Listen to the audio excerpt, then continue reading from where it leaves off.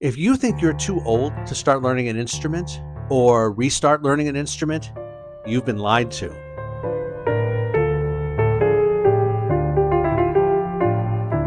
I want to clear up some of the lies and myths surrounding starting an instrument at a later age, because even some professional musicians and teachers believe this stuff. First, let's get this out of the way. A person who starts an instrument at a young age does have an advantage in that they learn the instrument by soaking it in. But of course, they still must practice, and they have several disadvantages.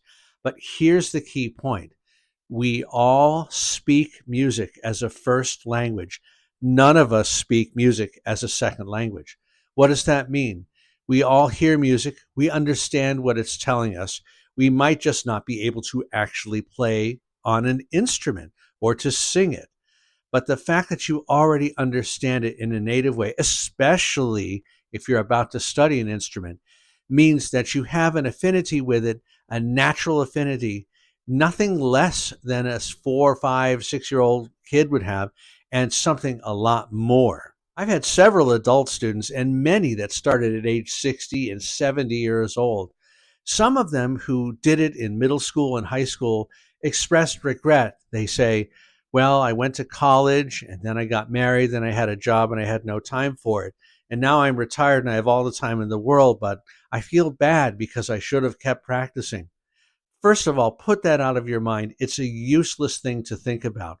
What's past is past, but more than that, you have just stated the key point, the key advantage that you have. Time, especially for older adults who have retired, you have the time you can devote to something like practicing. You have fewer distractions, and you can think more about what the music means to you. And if you're a working adult in your 30s or 40s, even 20s, it's still the same thing. You have more time to devote mentally to practicing. You might be very busy at work, you might be busy with your kids, but you always have some me time.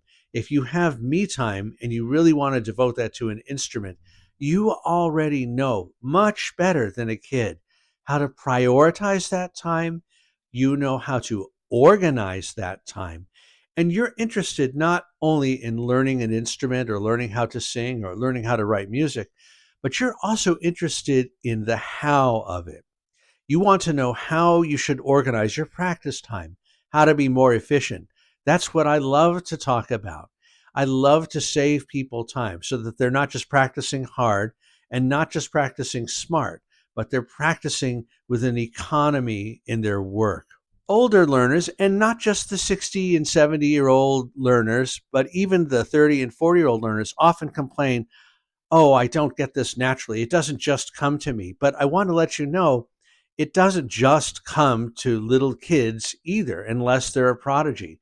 Now, in my life, I've taught for almost 40 years. I've had exactly 2 prodigies, and that's probably out of 2,000 or 3,000 students. So let's just forget about that. Nothing comes easily to anyone. Or let's put it this way, some things come easily to some people, but for every person, they do face challenges. So don't let that hinder you by thinking, oh, well, if only I was younger, I would just pick this up like a sponge.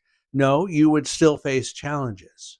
Another advantage that you have as an older student is passion. I have very few younger students who have an intense burning passion to learn the instrument. I have a lot of students who think it's fun. I do have 1 or 2 students who are really in love with it, 1 or 2 students a year, let's say. But almost all of my adult students are absolutely smitten. They have fallen in love with the instrument. They listen to music all the time. Some of them know more musical facts than I do because they have all this time to devote to it.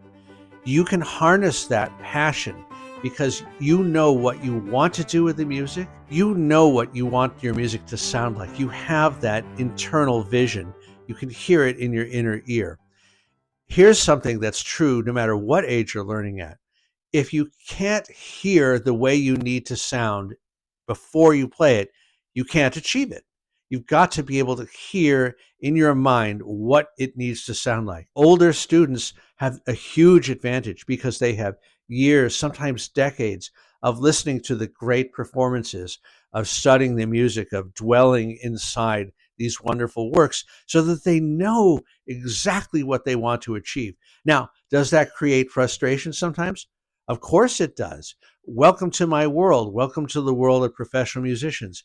We know exactly what we want in every finite detail, which of course, interestingly, makes it sometimes harder to achieve it because there's so much detail to them.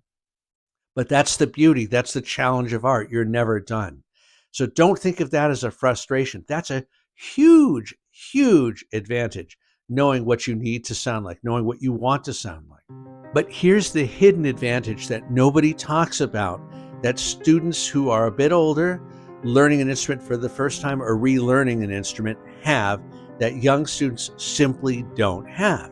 And that's life experience. For example, a student of mine who's only 10 years old playing Beethoven or Bach and music that speaks about lofty ideals like heaven or about passion or about drama or war and all these things, it's hard to get that when you're 8 or 9 years old. Sometimes you can imitate the moves and sometimes you can actually feel it, but you have nowhere near the depth of feeling that you will have once you've had those experiences. And if you are an older learner, even 30 years old, even in your late 20s, you've had some of these experiences. When I was an 11-year-old student, my life was pretty happy. There wasn't much drama. There was some drama, of course, but there wasn't much drama. Now at my age, I've seen relatives pass away. I've had highs and lows in my life. I visited corners of the world I never thought I'd go to.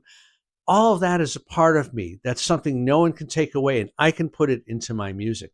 Well, as an older learner, you can take all of that and put it into your music. And that's one of the reasons I just love teaching my adult students, because they will inform their playing with themselves. And everyone sounds a little bit different, but they all have that aspect to it. So I know this term is overused, but your age is actually your superpower.